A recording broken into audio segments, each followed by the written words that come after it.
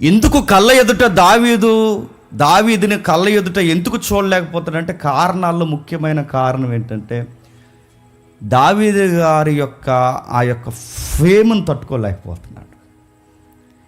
ఎప్పుడైతే దావీదు గారికి 10,000 సౌలు గారికి 1000 అన్నారో ఈ యొక్క పొగడతలు ఆయనకి చాలా బాధాకరంగా మారిపోయింది.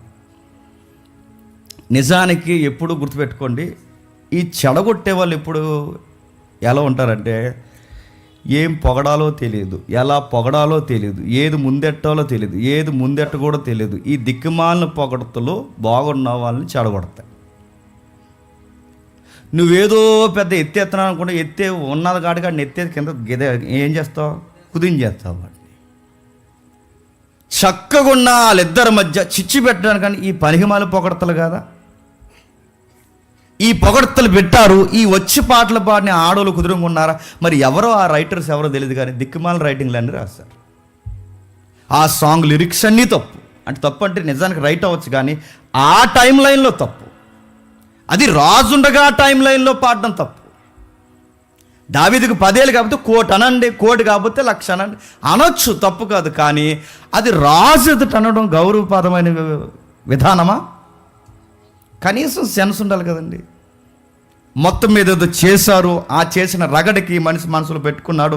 ఆ మనిషి కుసించిపోయి తనలో తాను ఏమనుకున్నాడంటే ఏం తీసుకుంటాడు, పొగడతలు తీసుకుంటాడు, గడికి తీసుకుంటే ఈ ఫేమ్ నేమ్ తీసుకుంటాడు. ఏం తీసుకోగలడు?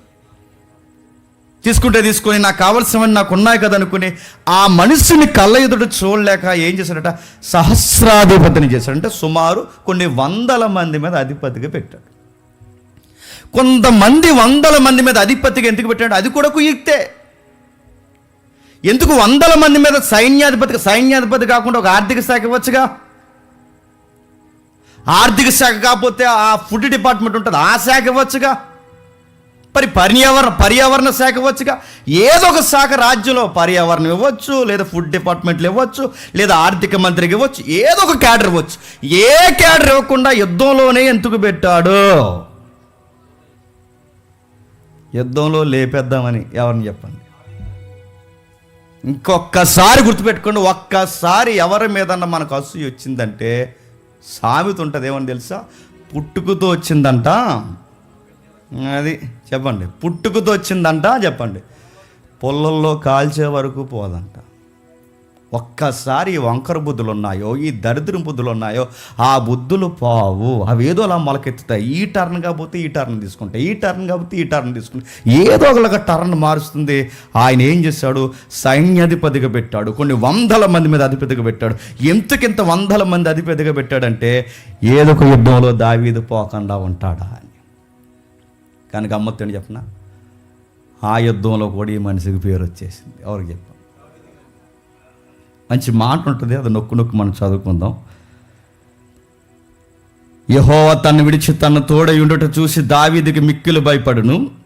కాబట్టి సౌలు అతని వద్ద ఉండనీక సహస్రాధిపతిగా సుమారుకు 1000 మందికి అధిపతిగా అతడు జనులకు ముందుగా వచ్చుచూ పోవచ్చుండి. బాగా వినండి, సుమారు కొన్ని 100 మంది ముందుగా వచ్చుచూ పోవచ్చు. అంటే మీరే ఉన్నారనుకోండి, మీరందరూ కమాండ్స్ అనుకోండి, మీరందరూ కమాండర్స్ అనుకోండి, మీ అందరి మీద హై కమాండర్గా నేను ముందెడుస్తుంటే ఎలా ఉంటుందో ఒకసారి సీన్ ఊహించండి. నేను నడుస్తుంటే సాయి నడిచి, నేను ఆగుతుంటే సాయి ఆగుతుంటే, ఈ జనాలకి వస్తూ పోతుంటే టౌన్లోకి వస్తున్నాడు, సైన్యంలోకి వస్తున్నాడు, వస్తూ పోతూ ఇవన్నీ అంటే ఎక్కడుంటే అక్కడ వరదలుతున్నాడు. ఆ వరదలుతున్న టైంలో మీరు గమనించండి, అక్కడ రాసిన పదం, దావీదు సమస్త విషయాల్లో సుబుద్ధి కలిగి ప్రవర్తింపగా యెహోవా అతనికి తోడుగా. ఇక్కడ ఈ మాట జాగ్రత్తగా వినండి, సుబుద్ధి కలిగి. గతించిన వారం మనం నొక్కి ఆలోచించాం, మళ్ళీ ఈ పదాన్ని మనం నొక్కి ఆలోచిద్దాం. సుబుద్ధి కలిగి. ఎప్పుడు సుబుద్ధి కలిగి? ఎప్పుడో తెలుసా? 2 సార్లు ఆ మనిషి మీదకి ఈట ఇసిరినప్పుడు చెప్పండి, సుబుద్ధి కలిగి. ఇంకా 2 సార్లు ఈట ఇసిరినప్పుడే కాదు, రాజభవనం నుంచి అవమానించి సైన్యములోకి పంపేసినప్పుడు కూడా సుబుద్ధి కలిగి. చంపేయాలని చూసినప్పుడు సుబుద్ధి కలిగి, ఈట ఇసిరినప్పుడు సుబుద్ధి కలిగి. ఇంకా మీరు గమనించండి, సాక్షాత్తు తనకు అధికారులే ఆయనకు శత్రువుగా ఉన్నారన్నప్పుడు కూడా చెప్పండి, సుబుద్ధి కలిగి. ఇప్పుడు అడుగుతాను, ఇవే క్వశ్చన్స్ మనం అప్లై చేసుకుందాం. నీ మీద భయంకరమైన అవమానాలు, భయంకరమైన నిందలు ఇవన్నీ వేసినప్పుడు నువ్వు సుబుద్ధి కలిగి ప్రవర్తిస్తావా, కుయుక్తితో ప్రవర్తిస్తావు? ముఖ్యాంశాలు మరోసారి చెప్పండి. అధికారులందరూ నీకు శత్రువు అయిపోతే ఆ టైం లైన్లో కూడా సుబుద్ధి కలిగి ప్రవర్తించగలవా? ఇంకా నేను అడుగుతున్నాను, చెప్పండి. నిన్ను ఘోరంగా అవమానించి నీ ఆఫీస్ నుంచో లేదా నీ యొక్క యంత్రాంగం నుంచో ఏదో ఒక పరిస్థితి నుంచి ఆ టీం నుంచి నిన్ను పంపించేస్తే ఆ టైంలో నువ్వు సుబుద్ధి కలిగి ప్రవర్తించగలవా? దావీదు గారు ఏ టైం లైన్లో ప్రవర్తిస్తున్నాడు చూడండి. సరిగ్గా ఆయనకు పగబెట్టి రాజభవనంలో అవమానించి బయటికి పంపించేసి ఒక సైన్యాధిపతిగా ప్యాలెస్లో ఉన్న వాడిని ఎండలో తిప్పుతుంటే ఆ టైంలో కూడా చెప్పిన పని చేసుకుంటూ పోతున్నాడంట. తలదించుకుని పోతున్నాడంట, చెప్పిన పని చేసుకుంటూ పోతున్నాడు. అధికారులు అందరూ ఆయనకు శత్రులుగా మారుతున్న టైంలో కూడా ఆయన సుబుద్ధి కలిగి చేసుకుంటూ పోతున్నారంట. ఆ టైంలో 16 వచనం ఏమని రాస్తున్నాడు చూడండి. ఇశ్రాయేలు వారితో యోధా వారితో దావీదు జనులకు ముందుకు వచ్చుచూ పోవచ్చు ఉండటి చేత వారు అతన్ని ప్రేమించారు. ఇప్పుడు జాతికి విందాం, ఎవరెవరిని ప్రేమిస్తున్నారండి? సౌలు కాదు. ఎవరెవరిని ప్రేమిస్తున్నారండి? దావీదు తన అన్నయ్యలు కాదు. ఎవరు ప్రేమిస్తున్నారండి? బాగా వినండి. పబ్లిక్, ప్రజలు ప్రేమిస్తున్నారు. ఈయనకి ఎక్కడికి పోయినా కానీ ప్రజల ప్రేమ తగ్గుతలేదు. ఎవరికి చెప్పండి. ఆ ఫైట్ సీన్లో ఉన్నాడు, ఆడలందరూ ప్రేమించారు. ఇక్కడికి వచ్చాడు, వీళ్ళందరూ ప్రేమిస్తున్నారు. ఇప్పుడు ఈ ప్రజలందరూ ప్రేమిస్తారు. అంటే ఈయన ప్రేమను చూసి వారవలేక పేర్లెట్టుకుంటూ తిరుగుతున్నాడు సౌలు. కానీ ఆ టైంలో కూడా సౌలు గారి ఎదుట దావీదు ప్రేమ పడుతుంటే మీరు గమనించండి. ఇదే ఫేమ్ నేమ్ ప్రజలందరూ మనల్ని ప్రేమిస్తే, దావీదు కేటగిరీలో ప్రజలందరూ మనల్ని ప్రేమిస్తే ఆ ప్రజల ఆదరణ మనం ఎలా తిప్పుతాం? మిమ్మల్ని అడుగుతున్నాను, చెప్పండి. ఇప్పుడు మీరు ఒక రాజకీయ పార్టీలో ఉన్నారనుకోండి, మీకు ఒక బాస్ ఉన్నాడు అనుకోండి. ఆ సీనియర్ బాస్ కన్నా మిమ్మల్ని ఎక్కువ ప్రజలు ఫాలో అవుతున్నారు అనుకోండి, మీరు ఏం చేస్తారండి? కొత్త పార్టీ ఎట్టేస్తారు, మీరు పెట్టరా. దావీదు మీదకి సౌలు ఈటిస్తున్నాడు. ఇప్పుడు చెప్పండి బాండి, దావీదు మీదకి సౌలు ఈటిస్తున్నాడు. ఇప్పుడు దావీదు సౌలు మీదకి నాలాటో ఏమిస్తారు చెప్పండి? ప్రజా ఆదరణని ఈటిసిరేవాడు ఇస్తాడా? పబ్లిక్ అంతా నవ్వైపోయినారు. ఒక పార్టీ ఉంది, ఎవరు ఏంటని అడగండి. ఆయనకి బాగాలేదని అమెరికా వెళ్ళొచ్చాడంతే, వెళ్ళొచ్చే లోపు పార్టీ నమ్మేశారు. ఎవరన్నా అడగండి. ఆ రాఘవ్ చెడ్డా, ఈ మధ్య మీరు చూసారా? చెడ్డా ఎవరైతే పేరుంది, ఆ రాఘవ్ ఆమ్ ఆద్మీ పార్టీ ఢిల్లీ ముఖ్యమంత్రికి దగ్గరోడు. అడుగుతున్నాను, అంతా బాగుంది, అందరూ పొగుడుతున్నారు, మంచోడు అని సోషల్ మీడియాలో పొగిడేసరికి పార్టీలో 7 ఎంపీలను తీసుకెళ్ళి బీజేపీలో కలిపేశాడు. మీకేం అర్థమవుతుందండి? ప్రజాదరణ వచ్చినప్పుడు, ప్రజల ఆదరణ వచ్చినప్పుడు కొంతమంది ఎలా ప్రవర్తిస్తారు అంటే, దొరికింది అవకాశం అని చెప్పండి ప్లేట్ బెరేస్తారు, దొరికింది అవకాశం అని పార్టీ మార్చేస్తారు, దొరికింది అవకాశం అని ఇంకేం చేస్తారు చెప్పండి? కొత్త ఎజెండాలు ఇస్తారు. ఇక్కడ దావీదు గారికి గొప్ప అవకాశం ఏంటి చెప్తున్నా? నువ్వు నన్ను మెచ్చుకుంటే ఎంత, మెచ్చుకోకపోతే ఎంత, నువ్వు నన్ను ఆదరిస్తే ఎంత, ఆదరించకపోతే ఎంత, నువ్వు నన్ను ఇక్కడి నుంచి పంపించేస్తే ఎంత, పంపించకపోతే. అసలు ప్రజలందరూ నీ తరపున లేరు, నా తరపున ఉన్నారు. నువ్వు వింటే ఎంత, ఎంటకపోతే అని ప్రజల యొక్క అభిమానాన్ని తన మీద కుంపటగా జెండా ఎత్తాడా? అందుకే దావీదు వరదిల్లాడు. గుర్తుపెట్టుకోండి. దావీదు మీదకి 2 సార్లు సౌలు గారు ఈటిస్తున్నప్పుడు ఆ 2వసారి దావీదు సౌలుని చంపేసిన అడిగేది ఎవరు లేడు. సౌలు కొడుకు అడగరు, సౌలు కూతురు అడగదు, ప్రజలు అడగరు, ఎవరు అడగరు, చంపేసిన ఎవరు అడగరు. కానీ ఆయన రాత్రి సౌలు గారిని చంపేసి సింహాసనం మీద కూర్చుంటే ఎవరు అడగడు. దావీదు రాత్రే రాజు అయిపోతాడు, కానీ రాజు అవుతాడు, కానీ దేవుడు కోరుకున్న రాజు అవుడు. దావీదుని దేవుడు ఎలా చూడాలనుకుంటాడో తెలుసా? సుబుద్ధి కలిగి, ఏ కుల్లి కుతంత్రంతో, ఏ రాజకీయాలతో, ఎలాంటి అబద్ధాల పన్నాగాలతో, పక్కోడిని పాడు చేసి గూడు కట్టుకునే ఇలాంటి దరిద్రపు ఎలాంటి బుద్ధులు లేకుండా స్వచ్ఛంగా దావీదుని ఎదగాలని దేవుడు కోరుకుంటున్నాడు. అందుకే ఈ అధ్యాయాలు చదువుతుంటే కుయుక్తి నాటకాలన్నీ సౌల్లో కనబడతాయి, కానీ చెప్పండి దావీదులు ఎక్కడ కనబడవండి. అందుకే ఆయన చూస్తున్నాడు చూడండి, ప్రజలందరి దగ్గరికి వస్తూ పోవచ్చు. వస్తూ పోవచ్చు అంటే దాని అర్థం ఏంటి చెప్పిన, ప్రజల దగ్గరికి వస్తూ వెళుతున్నాడంటే దాని అర్థం ఏంటంటే వచ్చాడు, సైన్యములో నుంచి వచ్చాడంటే దాని అర్థం ఏంటి, విజయం సాధించి వచ్చాడని. మళ్ళీ సైన్యంలోకి వెళ్తున్నాడు అంటే ఏంటి, మళ్ళీ విజయం సాధించి వస్తా. అంటే వస్తూ పోతున్నాడంటే ప్రజలు ఏం చేస్తారు చెప్పండి, అరే మొన్న యుద్ధానికి వెళ్ళాడు మళ్ళీ క్షేమంగా వచ్చాడు, అంతకుముందు యుద్ధానికి వెళ్ళాడు మళ్ళీ క్షేమంగా వచ్చాడు, మా నోడు వెళ్తున్నాడు కొడుతున్నాడు వస్తున్నాడు. గొలియాతు దగ్గర నుండి ఈరోజు యుద్ధం వరకు కూడా దావీదు ఒక్కసారి కూడా చెప్పండి ఓడిపోలేదు. ఇప్పుడు చెప్పండి, ప్రజలు ప్రేమించకపోతే ఏమవుతారు, పిచ్చెక్కిపోయారు దావీదుని చూసి. ఈ మనిషి ఎక్కడుంటే అక్కడ సక్సెస్, ఎక్కడుంటే అక్కడ ఆయన, అక్కడికి వెళ్తే అక్కడ విజయం సాధిస్తాడు, ఎక్కడుంటే అక్కడ విజయం, ఎక్కడుంటే అక్కడ రాజభవనంలో ఉన్నా, బయట ఉన్నా, సైన్యములు ఉన్నా, యుద్ధ భూములు ఉన్నా, ఎక్కడికి పోయినా దావీదు గారి యొక్క ప్రేరణ ప్రజల ప్రేమను గెలుచుకునేలా ఉంది. ఇంత చక్కగా నడిచిపోతున్నప్పుడు కిందికి ఏం జరుగుతుందో మీరు చూడండి త్వరగా. వచనం చెప్పు, 16వ వచనం. ఇశ్రాయేలు వారితోను యోధా వారితోను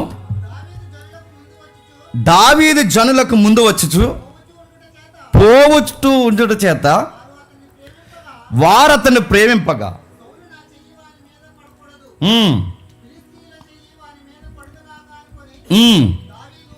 ఇప్పుడు చెప్పండి, దేవుడు తోడున్నాడని తెలుసు, ప్రజలు తోడుందని తెలుసు, అన్ని దావీదుకు తోడున్నాయని తెలుసు. ఇప్పుడు ఒకటి గుర్తొచ్చిందంట, ఏమని, గతంలో గొలియాతుని కొడితే మా పెద్ద అమ్మాయిని ఇచ్చి పెళ్లి చేస్తానని గుర్తొచ్చింది. ఎవరికి, సౌలు గారికి. దావీదుని పిలిచి కొంచెం దావీదుని పిలిచి ఒక మాట్లాడు, బాబు మా అమ్మాయిని నీకు ఇవ్వాలి, నాకు గుర్తుంది, మా అమ్మాయిని ఇచ్చి నీకు పెళ్లి చేసేస్తున్నాడు. పోనీ మంచిగా చేస్తున్నాడు అనుకుంటాం పైకి, వీడి పైకి మంచిగా, క్షమించండి, ఈ సౌలు పైకి మంచిగానే మాట్లాడుతున్నాడు కానీ వెనకాల కుయిత్తాడు. చెప్పిన పిల్లనిచ్చి వెనకాల కోరుతున్న గొంతమ్మ కోరిక ఏంటంటే చెబుతున్నాడు చూడండి, నా చెయ్యి వాని మీద పడకూడదు, ఎందుకంటే నా చేతికి మట్టి అంటకూడదు, నా చేతికి మట్టి ఉంటకుండానే ఫిలిస్తీన్లు చెయ్యి వాడి మీద పడునుగాకని అనుకొని దావీదు నా పెద్ద కుమార్తెనైన మేరాబును నీకు ఇచ్చేదను, నీవు నా పట్ల యుద్ధశాలివై ఉండి యెహోవా యుద్ధములను జరిపింపవలెను. అంటే ఆల్రెడీ ఎందులో ఉన్నాడండి ఈయన, ఆల్రెడీ ఎందులో సైన్యంలో ఉన్నాడు. మళ్ళీ సైన్యంలో ఉన్నవాడికి నొక్కి మాట చెప్తానంటే అర్థం ఏంటి, ఏదో స్కెచ్ చేసి కూర్చున్నాడని. ఏం వేస్తుంటాడు ప్లాన్ అంటే వ్యాఖ్యానకర్తలు రాస్తున్నారు, ఏం వేసాడంట, దేశద్రోహం కేసులో లేపేద్దామని ప్లాన్ చేసేటట్టు. ఎవరిని, ఏం దేశద్రోహం అంటే మా అల్లుడే అవ్వచ్చు, మన సైన్యాధిపతి అవ్వచ్చు, కానీ ఇతగాడు చేస్తున్న పని ఏంటంటే దేశపు గుట్టును బయటకు ఇస్తున్నాడు. ఇప్పుడు చెప్పండి ప్రజలారా, నా అల్లుడని క్షమించమంటారా, దేశానికి అన్యాయం జరుగుతుందని లేపేమంటారా అన్నాడు. ఇలాంటి యదవలేలన్నీ వేసుకుంటూ కూర్చున్నాడు అండి. ఎవరు, నన్ను అడిగితే ఇంతకన్నా పెద్ద రాజకీయాలు ఉంటాయండి. తెలుగు రాష్ట్రాల్లో జరుగుతున్న పెద్ద రాజకీయాల కన్నా రాజకీయం ఇది. ఎలాంటి రాజకీయం చేస్తున్నారు చూడండి, కూతుర్ని ముందెట్టి ఆ కూతురు ద్వారా మాట, ఒకవేళ పెళ్లి చేసుకుంటే లేపేద్దాం, ఒకవేళ పెళ్లి చేసుకోకపోతే సైన్యాధిపతిగా లేపేద్దాం, అలాగైనా లేపేద్దాం, చెప్పండి ఎలాగైనా లేపేద్దాం, మొత్తం మీద ఈ మనిషిని చెప్పండి లేపేయాలంత. ఎందుకంటే ఆ మనిషిని ఏదోలా తీసేయాలనుకుంటున్నాడు. ఆ టైంలో దావీదు గారు అన్నాడు, ఆ మనిషికి ఏం తెలుసు, ఇన్ని ప్లాన్, క్షమించండి ఈయన ఇన్ని ప్లాన్లు వేస్తున్నాడు తెలియక దావీదు గారు అన్నారు, అయ్యా అందుకు దావీదు రాజునకు అల్లుటగుట నేను ఎంతటి వాడును, నా స్థితి అయినను ఇశ్రాయేల్లో నా తండ్రి కుటుంబమైనను. ఏంటంటే అక్కడ రాస్తున్నారు చూడండి, అందుకు దావీదు రాజునకు అల్లుటగుటకు నేను ఎంతటి వాడును నేను అడుగుతున్నాను. ఆ మాట నువ్వు నేనైతే అంటావా? రాజుగారి కూతుర్ని మనకి ఇచ్చి పెళ్లి చేస్తున్నారంటే ఇంక మన నిద్రమే, ఇంకెవరినే చెప్పండి, నిద్రనే. ఎవర్రా ఈ అమ్మాయి అంటే ఏ సంబంధం లేకపోయినా ఎమ్మెల్యే గారికి ఎక్కడో బీరకాయ పీస్ అంట, ఎమ్మెల్యే గారికి బీరకాయ పీస్ ఉంటేనే మా ఆవిడ ఎవరి తాలూకో తెలుసు అంటాడు వీడు. ఎమ్మెల్యే గారు బీరకాయ, బోర్డు ఎమ్మెల్యే తాలీ కంటే ఎంత బిల్డప్ ఇస్తే పంచాయతీ ప్రెసిడెంట్కి ఇంకా బిల్డప్ ఇస్తారు. మా మామ ఎవరో తెలుసా? పంచాయతీ ప్రెసిడెంట్. ఈది నెంబర్లకి, పంచాయతీ ప్రెసిడెంట్లకి, నియోజకవర్గం ఎమ్మెల్యేకి, రాష్ట్రంలో ఏదైనా పోస్ట్ ఎంపీ తాలీకి అయితే ఇక నీకు నెంబర్ బోర్డు ఉండదు కారుకి.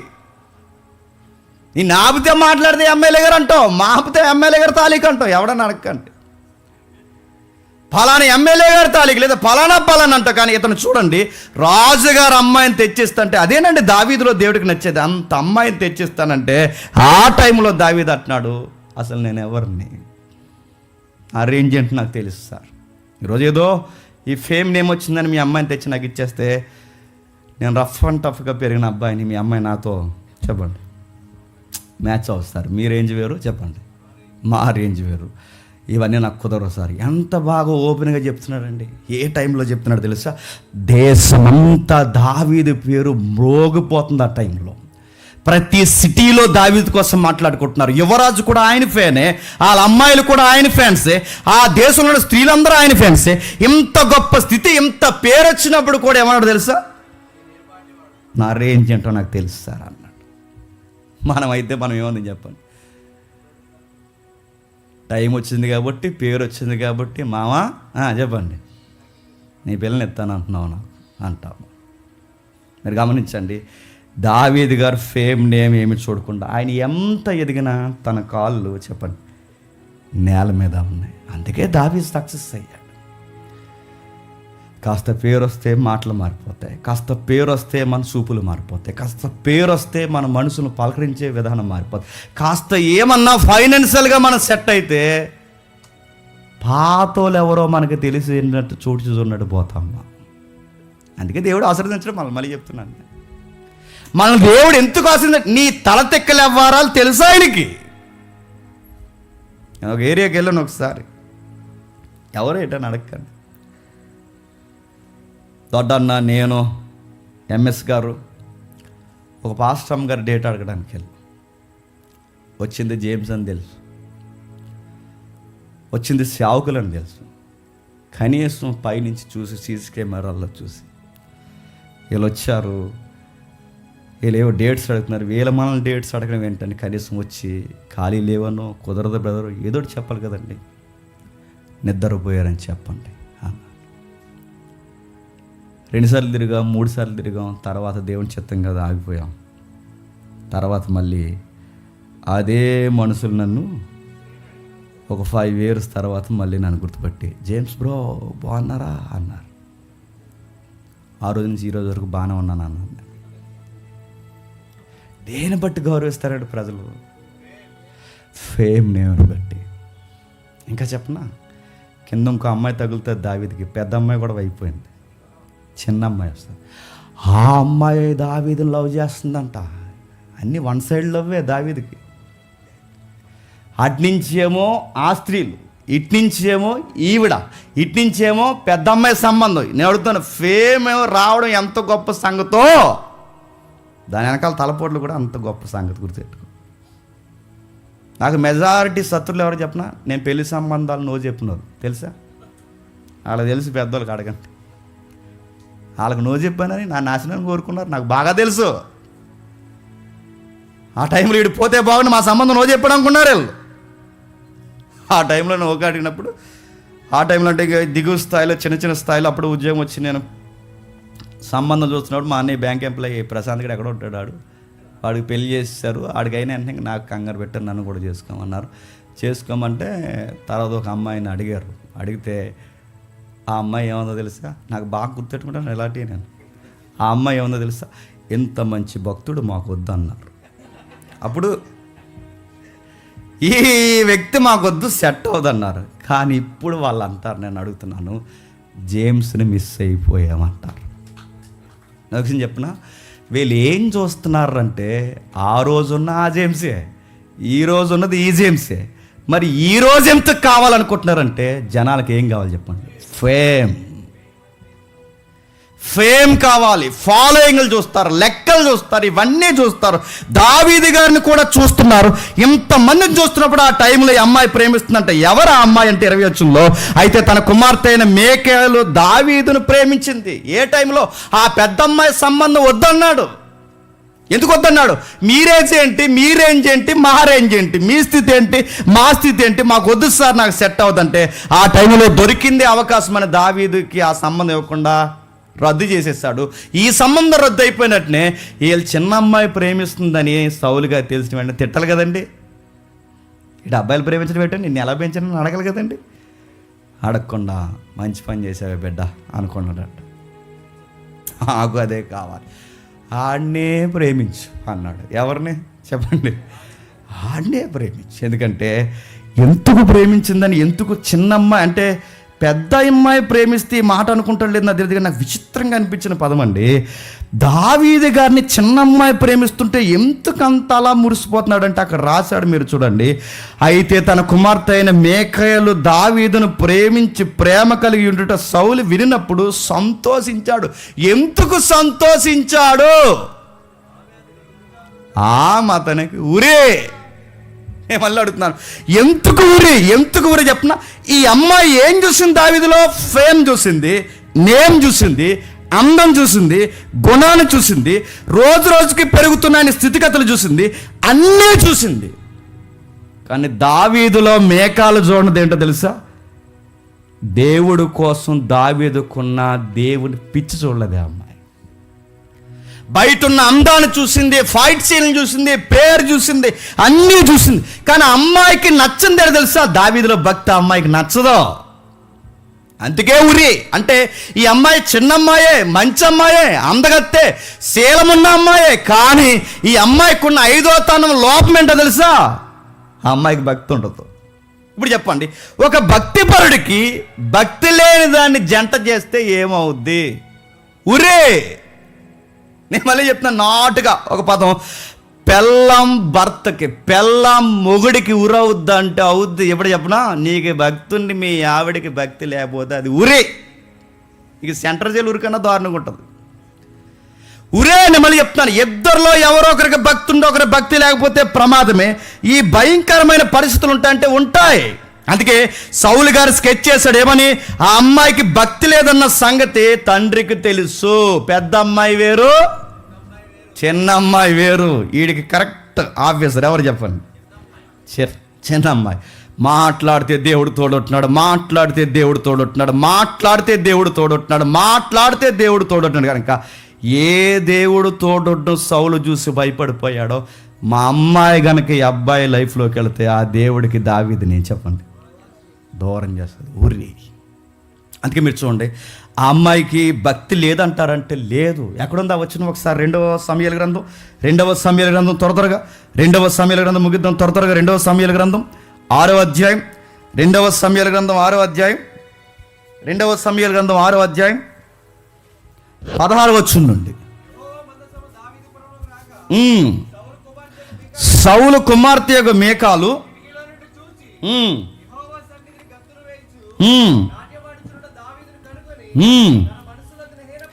తన మనస్సునందు ఎవరిని ఏర్పరచుకుందంట? ఇప్పుడు చెప్పండి, దేవుడి మందసం వచ్చిందని ఈయన ఆనందపడిపోయి డ్యాన్స్ చేస్తుంటే చెప్పండి, దేవుని మందసం వచ్చిందని భక్తిలో ఈయన పరవశించిపోతుంటే ఆ భక్తి నచ్చలేదట ఎవరికి? మేకాలకి. అందుకే ఉరి. మనం తెల్లారితేనేమో దేవుడు అంటాం, వీళ్ళ తెల్లారితేనేమో భక్తి లేకపోతే షాపింగ్ అంటారు. మనం తెల్లారితేనేమో దేవుడు అని తిరుగుతాం, వీళ్ళ తెల్లారితేనేమో షికార్లు అంటారు. ఈ రెండు పొసుకుతాయా? ఈ రెండు సెట్ అవుతాయా? అందుకే ఊరే. నువ్వు సంబంధాలు చూస్తున్నప్పుడు ఎలా చూడాలి చెప్పనా? దేవుణ్ణి నమ్మిందా, విశ్వాసం కలిగి ఉందా, సేవకు ఒదుగుంటాదా, మాట వింటాదా, ప్రపంచంతో తనకు అనుభవం ఉందా లేదా, ఈ అనుభవం లేకుండా నా మాటకు జవదాటకుండా ఉంటాదా, మాటను ఎదిరించే పిల్ల, ఇవన్నీ లెక్కలు చూడాలి. 1,00,000 ఇస్తారా 2 లక్షలు ఇస్తారని అడగకూడదు. దేవుని లక్షణాలు ఉన్నాయా లేదా, నా కోసం ఆలోచన కలిగి ఉంటుందా, నా మాట జదడి ఉండమంటే ఉంటుందా, కూర్చోమంటే కూర్చుంటుందా, వెళ్ళమంటే వెళతాదా, ఆగిపోమంటే ఆగిపోతుందా, నా దేవుని సేవకు అడ్డొస్తుందా అడ్డు రాదా, నాలాంటి పిచ్చే ఉందా లేదా, ఈ లెక్కలు ఉండాలి. ఒకవేళ ఎప్పటి వరకు మీ భార్య మనకి లేకపోతే ఈ లెక్కలు దగ్గరుండి నేర్పించండి. లేకపోతే మీకు ఊరవుద్ది. నేను చూసిన నా సర్కిల్లో అని చెప్తున్నాను. ఎవరైతే నన్ను అడగండి. దావీదు ఫేమ్ని చూసి ఇష్టపడింది మేకాలు, దావీదు ఫైట్స్ చూసి ఇష్టపడింది, ఫాలోయింగ్ చూసి ఇష్టపడింది, అన్నీ ఇష్టపడింది. అవి లేకపోతే దావీదుని పురుగుని చూసినట్టు చూస్తుంది ఈ మనిషి. నా సర్కిల్లో ఉన్నవారు నేను చెప్తున్నాను. ఏమని పెళ్ళిళ్ళు చేసుకున్నారు తెలిసి వాళ్ళు, మా ఆయన అంతెంత లేదు తోపు తురుమని చేసుకున్నారు. తీరా దగ్గరకు వచ్చి తోపు కాదని అర్థమైంది. చేసుకున్న క్రైస్తవులను బట్టి లోబడి ఉండాలి కదండి. టార్చర్ పెట్టేస్తారు. నేను చూశాను. నేను కంపేర్ చేస్తారు. ఏమని తెలుసా, నువ్వెందుకు ఎదగట్లేదు, నువ్వెందుకు అలా ఉండట్లేదు, నువ్వెందుకు ఎలా ఉండిపోయావు, నువ్వు డబ్బులు సంపాదించడం ఏంటి, నువ్వు కారు కొనవేంటి, నువ్వు లది చేయబెట్టి, నువ్వు ఇది చేయబెట్టి, ఎందుకు పక్క వ్యక్తులతో నీ భర్తని కంపేర్ చేస్తున్నావు? ఇలాంటి మైండ్లో ఏ భార్యల కన్నా ఉంటేనే మళ్ళీ చెప్తున్నాను, ఆ భర్తకు ఊరండి. అదిగో అలా కొనుక్కున్నారు, వీళ్ళు ఎలా కొనుక్కున్నారు, అలా చేసుకున్నారు, వీళ్ళు ఎలా చేసుకున్నారు, మనం ఎలాగే ఉన్నాం, నువ్వు అలాగే ఉన్నావు, నేను చేసుకున్న నా జీవితం నాశనం అయిపోయిందంటే అసలు ఆడి జీవితం నాశనం అయిపోవడం కాదు, చెప్పండి. నీ జీవితం నాశనం అయిపోవడం కాదు, చెప్పండి. అది ముఖ్యాంశాలు మరోసారి. అందుకని అడుగుతున్నాను, భక్తి లేని అమ్మాయి తన జీవితంలోకి వెళితే సౌలు అనుకుంటున్నాడు ఊరైపోద్దంట. ఆ అమ్మాయిని ఇవ్వడానికి అతను ప్లాన్ చేస్తున్నాడు కట్నం. ఆ కట్నం ఏమేమి ప్లాన్ చేస్తున్నాడు తెలుసా? ప్లాన్ చేసి ఏమంటున్నాడు చూడండి ఒకసారి. అదే 18వ అధ్యాయం ముగిద్దాం. అదే 18వ అధ్యాయం వచనం 21వ వచనం 21వ వచనం నుండి. ఆమె అతనికి ఉరిగా ఉండినట్లు, ఫిలిష్తీయుల చెయ్యి అతని మీద ఉండినట్లును,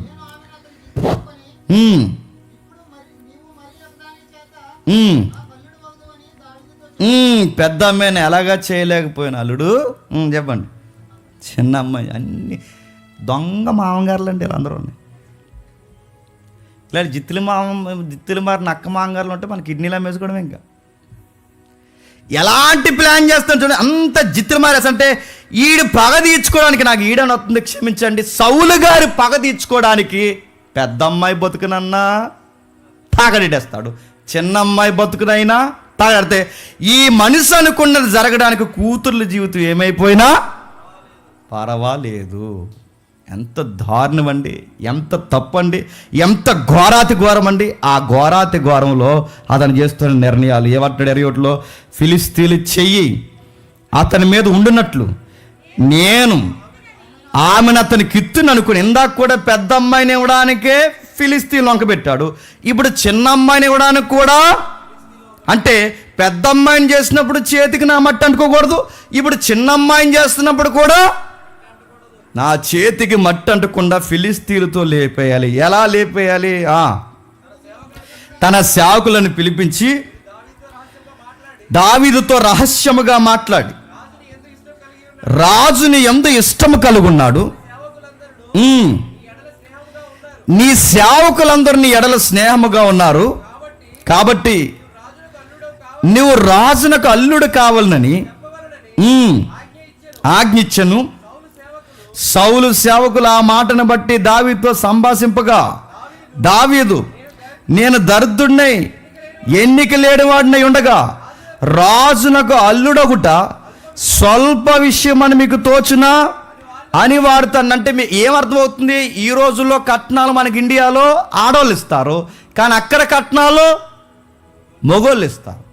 అందుకే మీరు గమనించండి, బైబిల్ కాలంలో చాలామంది పెళ్ళిళ్ళు ఆడపిల్లల కట్నాలు మగోళ్ళేస్తారు. మిడిల్ ఆసియా కల్చర్ అది, ముఖ్యంగా ఇజ్రాయెల్ కల్చర్. అంటే మగోళ్ళే తిరిగిస్తారు. ఇప్పుడు దావీదు గారు ఏమంటారంటే, రాజుగారు అమ్మాయిని నేను చేసుకోవాలంటే మాకెక్కడ ఉంది ఆస్తులు, నేనెక్కడే ఉన్న ఆస్తులు, అసలు నేను తగిన వాడినా, నేను దరిద్రుడు అంటే తెలుసా?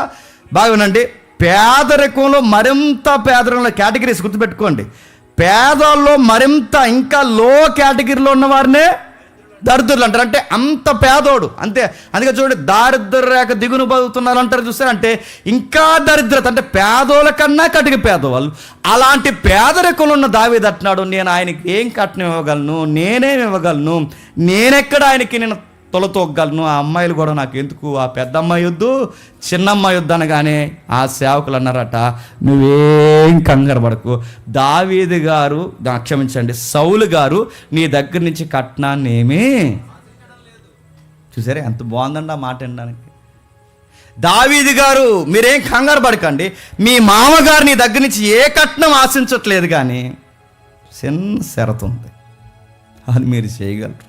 అదేంటంటే ఆ ఫిలిస్తీన్ల యొక్క సున్నతి చర్మాలు మీరు 100 తీసుకొస్తే చాలు.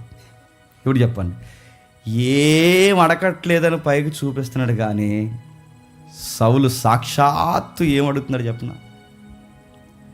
దావీదు ప్రాణం అడుగుతున్నాడు. దావీదు ప్రాణాన్ని అడుగుతున్నాడు. ప్రాణాన్ని అడుగుతున్నాడు అన్న మాట బయటికి కనిపించట్లేదు, పైకి మాత్రం ఏం అడుగుతున్నాడు, కట్నం వద్దన్నట్టు అడుగుతున్నాడు.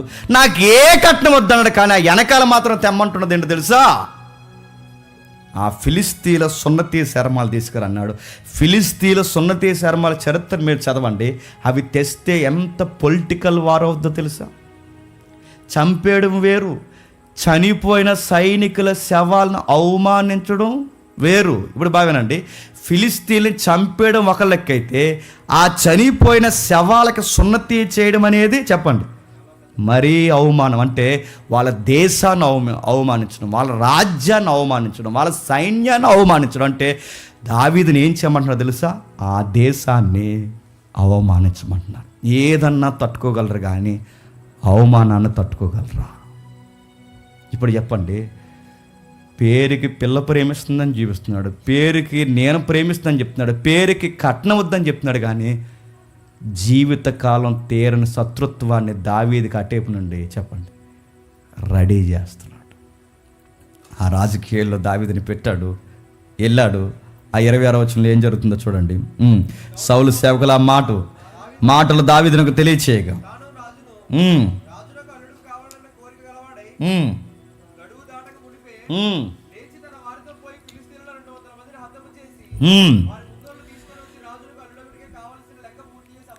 ఇప్పుడు చూడండి, అడిగింది ఎంత, 100, తెచ్చింది ఎంత, దేవుడు తోడుంటాడు చెప్పిన, అడిగిన దానికి 2 ఎంతలు ఉంటుంది, గుర్తుపెట్టుకోండి. మీరు చూడండి, మీరు ఇంకా ఆలోచించండి. ఈ మనిషికి ఎక్కడ పెడితే అక్కడ సుబుద్ధి కలిగి పనిచేసుకుని వెళ్ళిపోతున్నాం.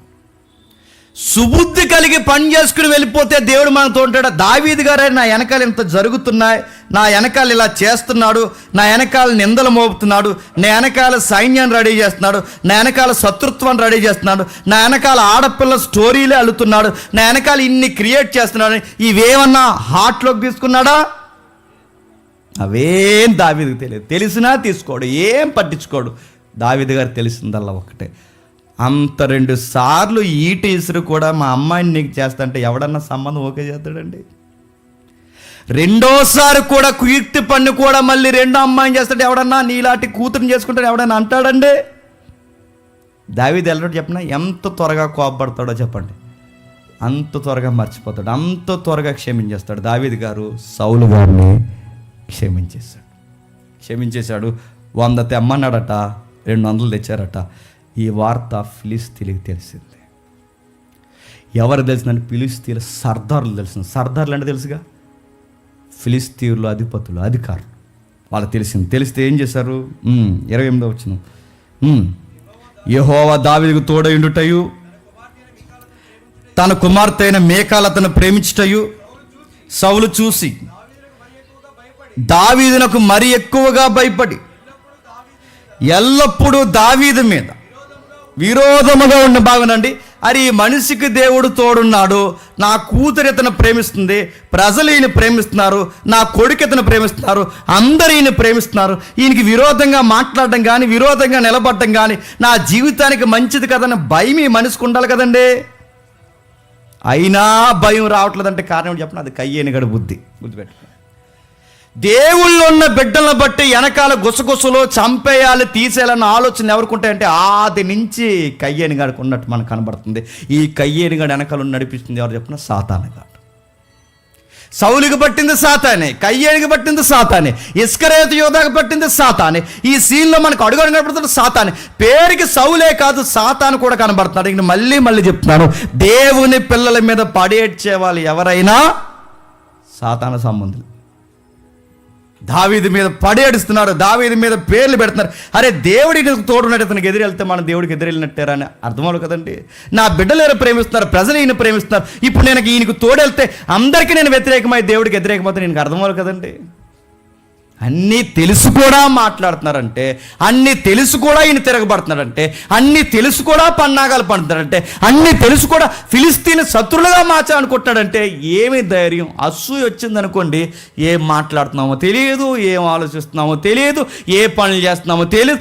అసూయ నిన్నేం చేస్తా చెప్పినా, నీ ఎముకలకి కుళ్ళవుద్ది. అది ఎవడెవడో నాశనం చేయదు, చెప్పండి, నిన్నే నాశనం చేస్తాను, నిన్నే పాడు చేస్తుంది. అందుకే దావీదుకి ఇంత విరుద్ధంగా, దావీదుకి ఇంత పన్నాగం పడుతున్నా దేవుడు తోడున్నాడని గుర్తుపెట్టాడట, కూతురు తోడుందని గుర్తుపెట్టిందంట. ఒకవేళ దావీదు చచ్చిపోయాడు అనుకోండి, రేపు పొద్దున మేకాల పరిస్థితి ఏంటండి? మంచిదో చెడదో ఏదో ఒక పిల్ల ఆ కుర్రోడిని ఇచ్చి పెళ్లి చేస్తారు. రేపు పొద్దున దావీదు చనిపోతే ఈ అమ్మాయి సంగతి ఏంటి? ఇవన్నీ ఆయనకి లెక్కలే, గుర్తుపెట్టుకోండి. ఆయన ఈయనకేమైనా జరిగితే ఈ మనిషి ఏమైపోద్ది, వీళ్ళ ఏమైపోతారు, వీళ్ళ సంగతి ఏంటి? ఇవేం అసూయ వచ్చిందనుకోండి, ఎన్ని కుటుంబాలనైనా నాశనం చేస్తారు. అసూయ మొలకెత్తుంది అనుకోండి, ఎంతమందినైనా చెప్పండి అడ్డు తొలగించేస్తారు. దావీదుని లేపేయడానికి ఎన్ని జీవితాలు పణంగా పెట్టడానికి ప్లాన్ చేస్తున్నాడు మీరు చూడండి. కిందకు వచ్చేసరికి ఏం జరుగుతుందో మీరు చూడండి. ఫిలిస్తీన్ల సర్దార్లు యుద్ధమునకు బయలుదేరి అడుగుతున్నాను. 30వ వచనంలో ఫిలిస్తీన్ల సర్దార్లు ఎందుకు యుద్ధానికి వచ్చారు? అది చెప్పండి. ఫిలిస్తీన్ల సర్దార్లు ఎందుకు యుద్ధానికి వచ్చారు? సౌలు పెట్టిన కిరికిర్లు గుర్తుపెట్టుకోండి. ప్రశాంతంగా గొలియాతును కొట్టినప్పుడు పారిపోయిన వాళ్ళు, గొలియాతును కొట్టినప్పుడు పారిపోయి చెవులు, నోరు, కళ్ళు మూసుకున్న వాళ్ళు, అయ్యో మాకు సంబంధం లేదు మళ్ళీ దేశం మీదకి రామని పారిపోయిన వాళ్ళు మళ్ళీ తిరిగి వస్తున్నారంటే ఎవరు పెట్టారు ఈ కిరికిర్లు చెప్పండి? సౌలు ఎట్టడిది చెప్పినా చంపడమే కాదు, ఆ శవాలు అవమానించేలా దావీదుతో చేయించాడు. ఇప్పుడు దావీదుని లేపేయడానికి సర్దార్లు అందరూ కలిసి వచ్చారు. నేను ఒక మాట అడుగుతున్నాను, యుద్ధం జరిగితే దావీదు ఒక్కడే పోతాడా? ఎంతమంది భర్తలు చనిపోతారు, ఎంతమంది పిల్లలు చనిపోతారు, ఎంతమంది వయసులో ఉన్నవారు చనిపోతారు, దేశానికి ఎంత నష్టం వస్తుంది. ఒక్కడ అసూయ వనమంతా చెడగొడుతుందో చెప్పండి. నేను అదే అంటాను. నేను ముద్దలో ఏదన్నా తేడా వచ్చిందంటే ముద్దంతా చెడిపోద్ది. యేసుప్రభు కూడా అంటాడు, ఫలింపలేదో తీగ చెప్పండి కట్ చేసి పడేస్తా అన్నాడు. ఎందుకంటే అది వనమంతా చెడగొడుతుంది.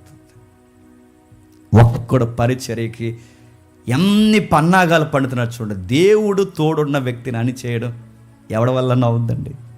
నేను మళ్ళీ చెప్తున్నాను, ఒక్కడిని అని చేయడానికి ప్రధానమంత్రి నిలబడినా, ముఖ్యమంత్రి నిలబడినా, ఎవరు నిలబడినా, ఎమ్మెల్యే నిలబడినా, నువ్వు నిలబడినా, నీ వెనకాల నిలబడినా, ఎన్ని పన్నాగాలు పడినా ఆ మనిషిని దేవుడు ఆశీర్వదిస్తే ఎవడైనా మనిషిని ఆపగలడా? తీసేద్దాం అనుకున్నాడు. ఫిలిస్తీన్ల సర్దార్లు వచ్చారు. మీరు అక్కడ రాయబడలేదు కానీ మీరు ఊహించండి. ఫిలిస్తీన్ల సర్దార్లంతా రెచ్చిపోయి పెద్ద పెద్ద సైన్యం అంతా దిగిపోయి వచ్చేస్తుంటే ఇజ్రాయెల్ దేశంలో ఎవరు సంతోషించకపోయినా ఎవరు సంతోషిస్తారు చెప్పండి? సౌలు విషయాలు. ఈ దెబ్బకు దావీదు చెప్పండి లేచిపోతాడు. ఇప్పుడు చెప్పండి, మనం కూడా నాశనం అయిపోతుంటే ఎక్కడో ఉండి సంతోషించే వాళ్ళు ఎక్కడో ఉండరు చెప్పండి. భలే జరుగుతుంది. పోవాలి మనిషి, పోవాలి ఏదోటి జరగదు. ఈ లెక్కలు ఇడుకున్నా పక్క నుండి మనకు నా మాట్లాడుతుంది. ఈ లెక్కలు ఇడుకున్నా పక్క నుండి ఎలా ఆలోచిస్తారంటే, పక్కలో పెట్టుకుని, పక్కలో కూతుర్ని పడుకోబెట్టి, పక్కనే అల్లుడిగా చేసుకుని, పక్కనే సైన్యాధిపతిగా చేసుకుని, పక్కనే నిలబెట్టుకుని, పక్కనున్నవాడికే వెనకాల ఎన్నుపోడు ఓడిసేయాలనుకుంటున్నాడంటే ఇంతకన్నా రాజకీయాలు బయట ఉంటాయి చెప్పండి. ఎంత రాజకీయాలండి? నేను అడుగుతున్నాను, నేను చూసిన ఎక్స్పీరియన్స్ చెప్తున్నాను. కుళ్ళి కుశుద్ధంతో ఎదుటోళ్ళు కుటుంబాలు పాడు చేసి బాగుపడిపోదాం అనుకున్న ఏ కుటుంబం బాగుపడదు. నేను చూసిన ఎక్స్పీరియన్స్ చెప్తున్నాను. ఒకరిని పాడు చేసి మనం బాగుపడదామంటే నువ్వు పాడైపోతావు తప్ప వాడు పాడవడు. గుర్తుపెట్టుకో. నేను ఇటీవల కాలంలో మెసేజ్లో చెప్పిన మాట మీకు చెప్తున్నాను. ఒక కుటుంబం మీద నువ్వు నిందలేసావో దేవుడు నీ కుటుంబాల మీద నిందలేస్తాడు. నువ్వు ఒకరిని రోడ్డు మీదకి లాగావో దేవుడు నిన్ను హైవే మీదకి లాగుతాడు. నువ్వు వేదిత్తుతావో అదే కోస్తావు. కుళ్ళిపోయావు, కుసించిపోయావు. ఎక్కడెక్కడ ఏదేదో చేయాలనుకున్నావు. కూతురు అడ్డు పెట్టావు, చిన్న కూతురు అడ్డు పెట్టావు, రాజకీయాన్ని అడ్డు పెట్టావు, ఉద్యోగాన్ని అడ్డు పెట్టావు, ఎదుగుదలను అడ్డు పెట్టావు, అన్నిటిని అడ్డు పెట్టావు. ఏమి సాధించావు? సూసైడ్ చేసుకుని చచ్చిపోయావు. ఫిలిష్తీయులను రప్పించావు, వెనకాలకు నిలబడి సంకలు గుద్దేసుకున్నావు. ఏమి సాధించావు? వాళ్ళు వచ్చిన వెంటనే దావీదు ఏం చేస్తాడు? ఈ మనిషికి ఇవన్నీ తెలియదు, ఈ మనిషే వెనకాల ఉండి చేస్తున్నాడు, పక్కన ఉండి ఇవన్నీ చేస్తున్నాడు. ఈ మనిషికి తెలియక అమాయకంగా ఆయన ఏమంటలేదు, వెళ్ళిపోయాడు. వాళ్ళు వచ్చిన వెంటనే నేను ఏం అమాయకంగా పోయి తనకు బయలుదేరి వెళ్ళిపోయాడు. దావీదు బహు వివేకముగా ప్రవర్తించుతూ రాగా సౌలు సేవకులందరికంటే, మీకు మాట చెప్పనా, అందరికన్నా బహు ప్రసిద్ధి అయిందంటే దాని అర్థం ఏంటి చెప్పండి?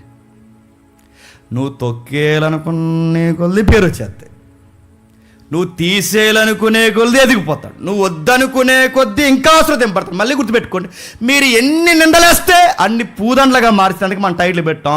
వరకట్నాన్ని ఉరిగా మార్చిన మామ, ఉరిని పూలదండగా మార్చిన దేవుడు. ఇదే టైటిల్ నడుతున్నా. మీరు చూడండి, ఎక్కడ బూడిదిగా ప్రతిగా పూదండ. నిన్ను తీసేయాలనుకున్నారా? నిన్ను తీసేయాలనుకున్న వాళ్ళు వాళ్ళని తీసేస్తాడు దేవుడు. నీ నాశనాన్ని చూడాలనుకున్నారా? వాళ్ళ నాశనాన్ని వారే చూసుకుంటారు. నీ ఎదుగుదలను ఆపాలనుకున్నారా? వాళ్ళ ఎదుగుదలను వాళ్ళే ఆపేసుకుంటారు. నీ మీద పడేడుస్తున్నారా? రోడ్డు మీద పడేడిసేలా దేవుడు చేస్తాడు. ఎందుకు ఇవన్నీ నేను చెప్తాను తెలుసా? ఎప్పుడు గుర్తుపెట్టుకోండి, యథార్థవంతులే వర్ధిల్లారని బైబిల్ చెప్తుంది తప్ప కుళ్ళి కుసిద్ధము అసూయులుతున్నవారు ఆడు రాజైనా వర్దెల్లడు, చిన్నోడైనా వర్దెల్లడు, పెద్దోడైనా వర్దెల్లడు. ఎవరు వర్దెల్లాలన్నా గుర్తుపెట్టుకోండి, యథార్థతతో కలిగి సుబుద్ధి కలిగి అప్పగించిన దేవుని కాపరమైన ఉద్యోగమైన పనైనా ఏదైనా సుబుద్ధి కలిగి మనం చేసుకుంటూ పోతే చెప్పండి, ఎక్కడున్నా దినదినం పేరుస్తాడు.